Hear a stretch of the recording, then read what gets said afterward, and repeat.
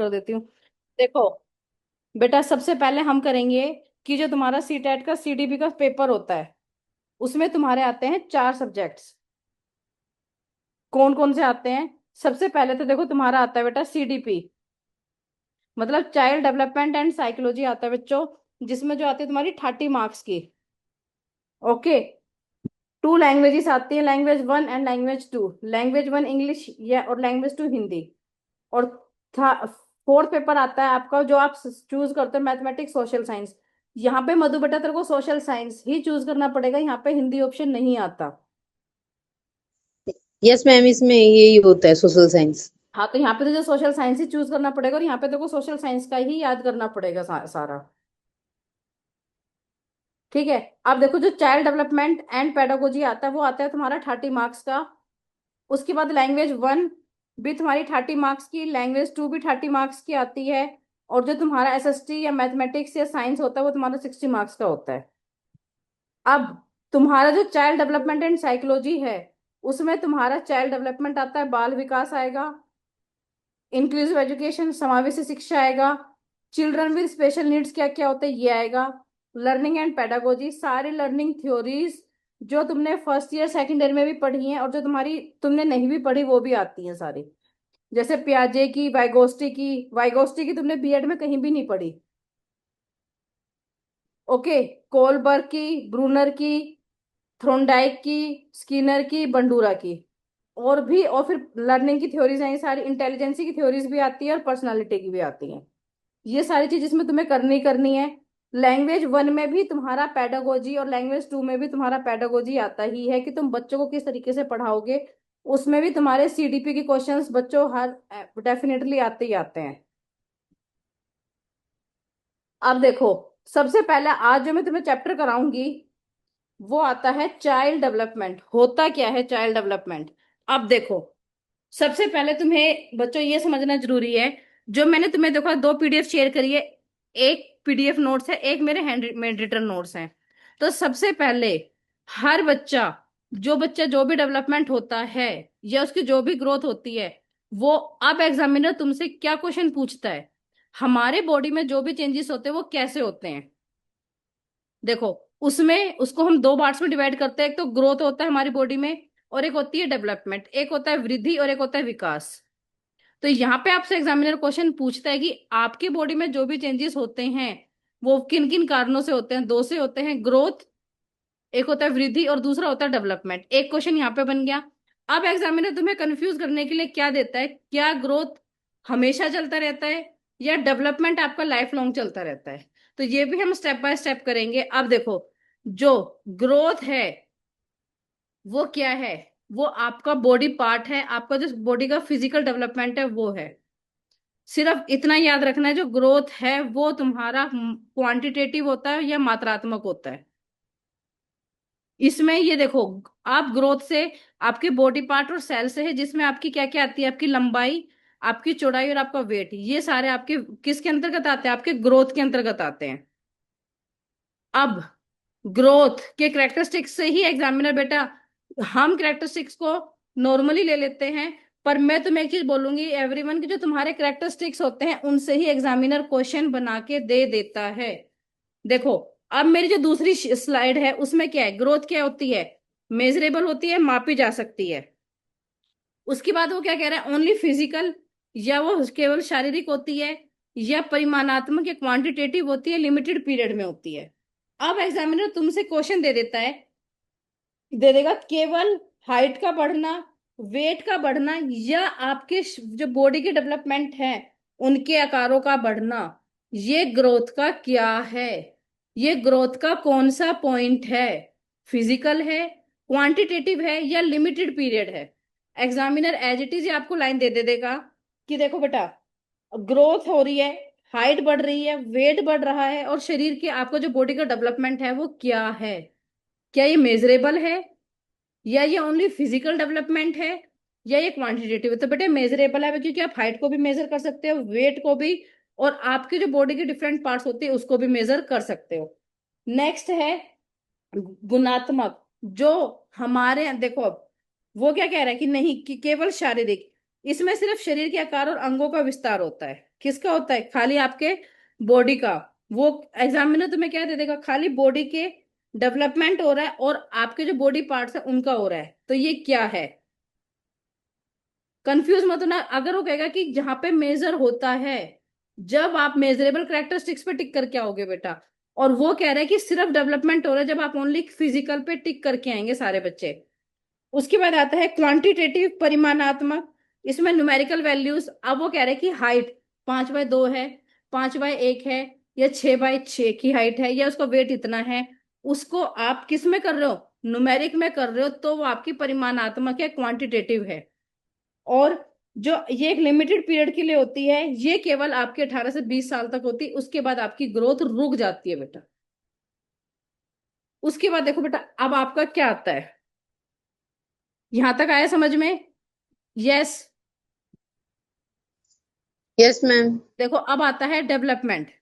Development क्या होता है बेटा? जो डेवलपमेंट होता है वो होता है विकास।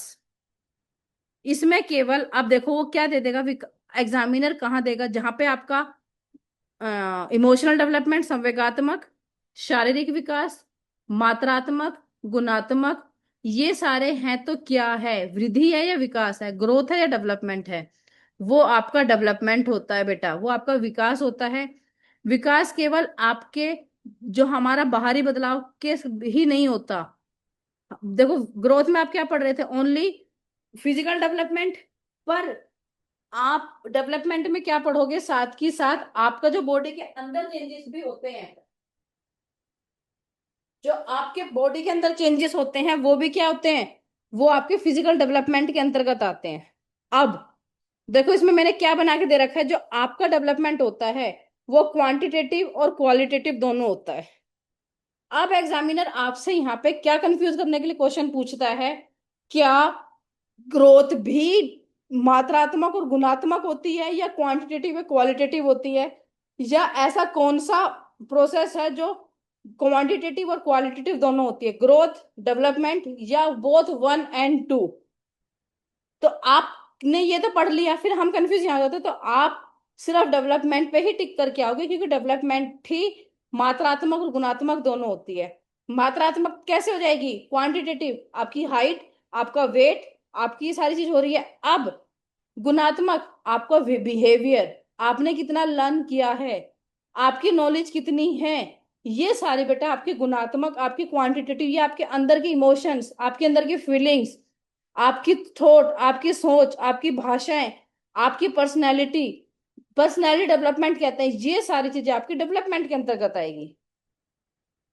ओके। अब देखो आपकी सोचने समझने की शक्ति, आपकी भावनाएं, आपकी पर्सनैलिटी, ये सारी चीज आपकी बेटा किसके उसमें आती है? आपके डेवलपमेंट में आती है।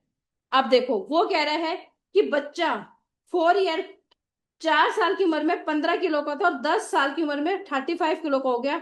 यह उसका क्वालिटेटिव चेंजेस है। ठीक है। और बच्चा जैसे जैसे बड़ा होता जाता है, वही बच्चा केवल पहले अपनी माँ से प्यार करता है, लेकिन जैसे जैसे वो एडोलसेंट एज में आता है, वो किशोर अवस्था में आता है, बच्चा किससे करने लग जाता है? अपने फ्रेंड से और इससे। ये क्या है? ये आपका क्वालिटेटिव चेंज है। इसको आप माप नहीं सकते, क्योंकि यह अनुभव आपके एक्सपीरियंस के साथ बदलता रहता है। जब बच्चा छोटा होता है, जब बच्चा बहुत छोटा होता है, हर चीज किस पे डिपेंडेंट रहता है? अपने पेरेंट्स पे। पर जैसे जैसे वो बड़ा होता चला जाता है, उसकी हर चीज वो होती चली जाती है। तो यहाँ पे यह है कि बच्चा हर चीज क्या करने से लग जाता है? जैसे जैसे बच्चा बड़ा होता चला जाता है, उसकी आदतें भी चेंज होती चली जाती है। अब आपको एग्जामिनर यहाँ पे क्या क्वेश्चन देगा कि जब बच्चा बड़ा होने लग जाता है, जब बच्चा एडोलसेंट होता है, जब बच्चा किशोर अवस्था में आ जाता है, तो यदि उस टाइम बच्चे के में कौन से चेंजेस होते हैं? उस टाइम में बच्चे में बेटा खाली बल के अनुभव के कारण वह मापा नहीं जा सकता। वो केवल क्वालिटेटिव चेंजेस होते हैं। मैं देखो एक लाइन रिपीट कर रही हूँ, सभी बच्चे ध्यान से सुनेंगे। विकास वह पैटर्न है जिसमें बदलाव होते हैं। उसमें डेफिनेटली बेटा बदलाव होते ही होते हैं। विकास वो चीज है जिसमें डेवलपमेंट में बदलाव होते ही होते हैं। ये प्रगतिशील होते हैं, मानने ये हमको आगे बढ़ने के लिए प्रेरित करते हैं कि हमें ऐसे बढ़ना है और ऐसे करना है। ये जो आपका डेवलपमेंट है ये क्रमवत चलता है, ये ऑर्डरली चलता है। अब इसमें देखो क्या होते हैं, जो हमारी विकास की प्रक्रिया है बेटा, ये देखो मैंने लिखा है, ये हमारे गर्भधारण से शुरू होती है और पूरी लाइफ स्पैन तक चलती है। ठीक है। यस, आपका ग्रोथ भी आपके गर्भधारण या कंसेप्शन से शुरू हो जाता है, पर ये 18-20 साल की उम्र के बाद फिनिश हो जाता है। पर जो आपका डेवलपमेंट है वो खत्म नहीं होता, वो आप जब तक वृद्धावस्था में, ओल्ड एज में नहीं आते, जब तक कंटिन्यू चलता रहता है, चलता रहता है, चलता रहता है। अब यहाँ पे एग्जामिनर आपसे क्या क्वेश्चन पूछेगा, development start from conception to life span as well as growth also start from conception to life span. मतलब मैं हिंदी में रिपीट कर रही हूँ कि जो आपके विकास की प्रक्रिया है वो गर्भ धारण से लेके पूरे जीवन तक चलती रहती है, साथ के साथ वृद्धि की प्रक्रिया भी गर्भ धारण से लेके जीवन तक चलती रहती है। दोनों में से कौन सा कथन सत्य है? बेटा एक एक वर्ड्स ध्यान से सुनना, एक एक लाइन पढ़ना, क्योंकि एग्जामिनर एक एक लाइन के क्वेश्चन बना देता है। तो आप किस पे टिक करके आओगे? फर्स्ट स्टेटमेंट आपकी टिक है। अब विकास के आयाम मतलब विकास में क्या क्या डेवलपमेंट होता है, देखो आपने ग्रोथ में क्या पढ़ा था, ओनली फिजिकल डेवलपमेंट जो आप मेजर कर सकते हो। पर जो हमारा विकास का डेवलपमेंट होता है देखो बेटा, वो शारीरिक भी होता है, मानसिक फिजिकल डेवलपमेंट, मानसिक मेंटल डेवलपमेंट, सामाजिक इमोशनल डेवलपमेंट, क्रियात्मक मोटर डेवलपमेंट, और भाषा लिंग्विस्टिक मतलब भाषा का भी आप डेवलपमेंट करते हो, और सामाजिक विकास। ये सारे होते हैं, जितने भी आयाम हैं ये हम एक एक करके धीरे धीरे एक्सप्लेन भी करेंगे आने वाले कल या परसों में। अब देखो, अब होता है करेक्टरिस्टिक्स। बेटा करेक्टरिस्टिक्स को अच्छी तरह से लर्न कर लेना सभी बच्चे, मैं बार बार बोल रही हूँ। देखो विकास जीवन भर होता है। अब एग्जामिनर इसी को ही क्या लाइन बना के दे देगा, इसी का ही देखो कैसे देता है कि इसमें विकास आपका कंसेप्शन से स्टार्ट होकर मृत्यु तक चलता रहता है। ये कौन सा करेक्टरिस्टिक है? ये लाइफ लॉन्ग है, ये मल्टी डायमेंशनल है, ये एकीकृत है, या क्या है? वो सिर्फ ये लाइन देता है, वो ये नहीं देगा कि विकास जीवन भर होता है, नहीं। वो ये लाइन देगा, बेटा ध्यान से सुनेंगे सभी बच्चे, की जो आपका विकास है, जो आपका डेवलपमेंट है, वो आपके कंसेप्शन से शुरू होके लेके मतलब गर्भ धारण से शुरू लेके आपकी मृत्यु तक चलता है। इसमें आपके दो चेंजेस होते हैं, पॉजिटिव और नेगेटिव, और ये प्रक्रिया गतिशील रहती है। बचपन में जब बच्चा बोलना सीखता है तो पॉजिटिव होता है या नहीं होता, यस या नो? और जैसे जैसे हम बूढ़े हो जाते हैं, हमारा बोलना कम हो जाता है, हम नेगेटिव हो जाते हैं। तो एग्जामिनर यही क्वेश्चन, यही एग्जाम्पल दे देगा आपको कि बचपन में जब बच्चा बोलना सीखता है तो वो पॉजिटिव होता है, और जैसे जैसे वो बड़ा होता चला जाता है उसका बोलना कम हो जाता है। तो मतलब ये है कि वो उसकी एनर्जी कम हो गई। तो ये क्या है? तो ये आपका विकास जो जीवन भर होता रहता है, ये उसका उदाहरण है।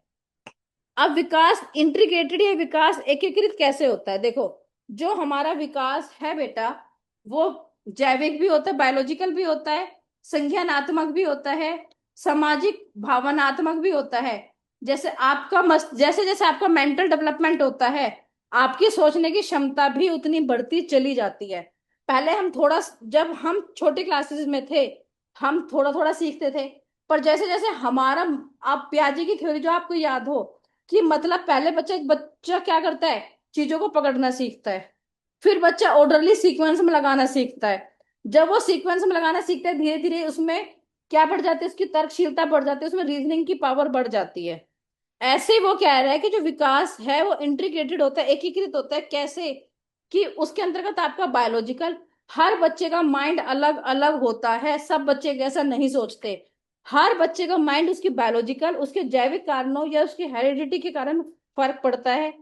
संज्ञानात्मक, कोग्निटिव, हर बच्चे की सोचने की क्षमता और संज्ञानात्मक की क्षमता अलग अलग होती है बेटा।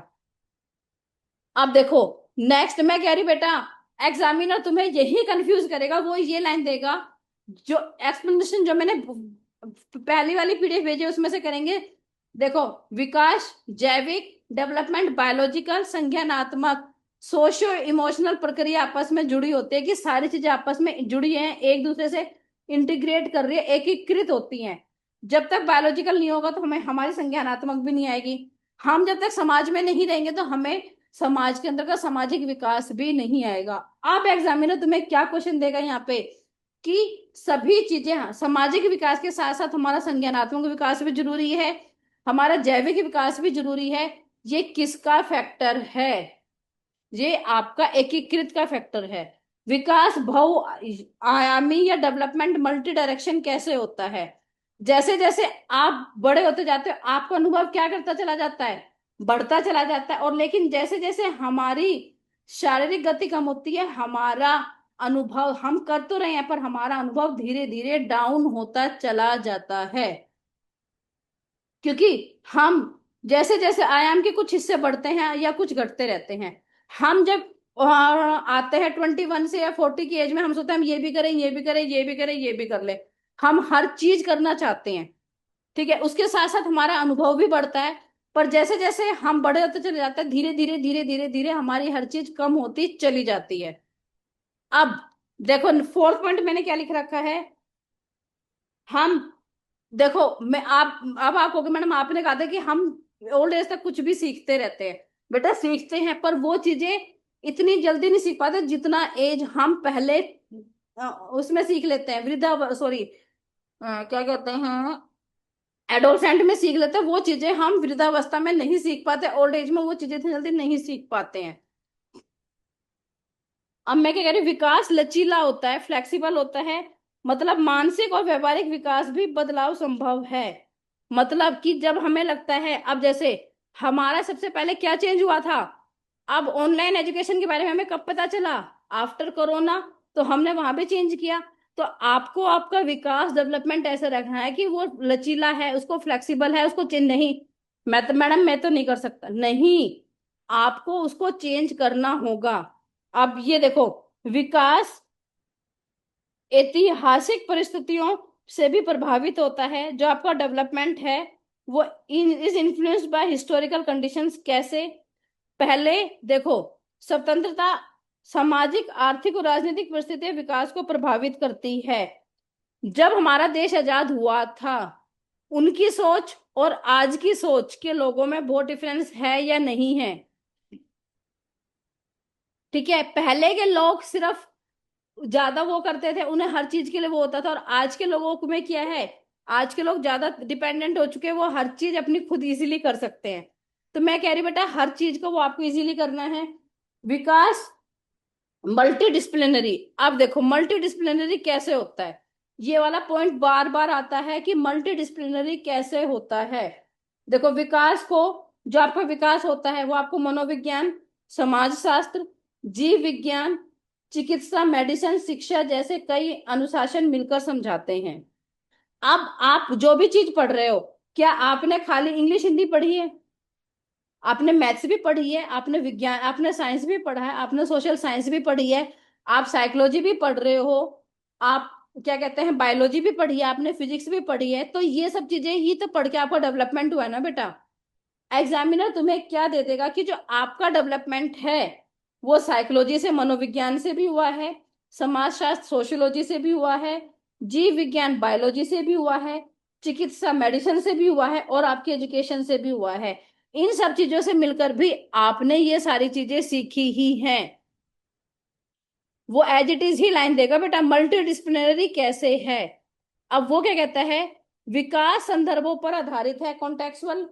यार देखो कैसे है, वो कहते हैं कि एकदम से ही बाय चांस कोई ट्रेजेडी हो गई, बाढ़ आ गया, तूफान आ गया, तो बच्चे पे वो आ जाती है, तो बच्चा मैच्योर हो जाता है।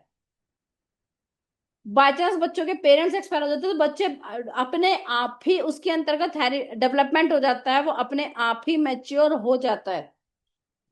व्यक्ति अपने जेनेटिक, फिजिकल और सामाजिक और हिस्टोरिकल और कल्चरल संदर्भों से सीखता है।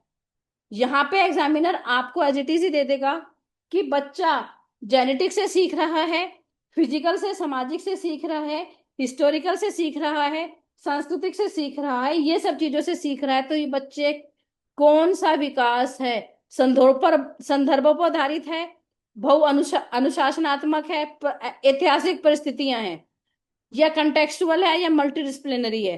मतलब बच्चा कहाँ से सीख रहा है? अपने जेनेटिक्स से, अपने अनुभव से सीख रहा है, अपनी मैच्योर्टेशन से सीख रहा है। मैं क्या कह रही हूँ बेटा, एक एक लाइन इंपॉर्टेंट है। वो ये नहीं देगा कि विकास डैश पर आधारित होता है, वो ये देगा कि बच्चा अपने मैच्योर्टेशन से, अपनी परिपक्वता से सीख रहा है। तो वो कौन सा डेवलपमेंट है? विकास संचयी या कुमुलेटिव कैसे होता है? क्योंकि जो आपने पहले सीखा है उसके अनुभव पर ही आप और नई चीजें सीख रहे हो। आपने पहले हिंदी सीखी है, जब भी तो आपने आगे हिंदी पढ़ना सीखा है। आपने हिंदी बोलनी सीखी है, जब भी तो आपने उस पर सीखी है। जो बच्चा साउथ साइड का होता है, जो बेंगलोर साइड का होता है, वो मराठी सीखते हैं, जब भी तो मराठी लिखना सीखते हैं। क्या तुम सीख सकते हो? कि मतलब जो आपने नई चीजें सीखी हैं, उसी जो आपने पुरानी चीजें सीख रखी है, उसी के आधार पर आप नई चीजें सीखते हो। बेटा मैं क्या कह रही हूँ, देखो फिर से रिपीट करेंगे, करेक्टरिस्टिक्स के क्वेश्चंस बन के 101% आते ही आते हैं। अब है प्रिंसिपल्स ऑफ डेवलपमेंट। बेटा प्रिंसिपल्स ऑफ डेवलपमेंट सिद्धांत बहुत इंपॉर्टेंट है। ये दो चीजों पर फर्क पड़ता है, एक तो आपकी परिपक्वता और आपका अधिगम, आपकी मैच्योर्टेशन और लर्निंग। अब एग्जामिनर आपको क्या क्वेश्चन दे देगा कि जो डेवलपमेंट है वो के दो चीजों पर आता है, एक तो परिपक्वता और एक लर्निंग। किस किस चीजों पे आता है बेटा? एक परिपक्वता और एक लर्निंग पर। परिपक्वता या मैच्योर्टेशन क्या होता है, ये मैंने ऊपर भी बताया, ये बायोलॉजिकल प्रोसेस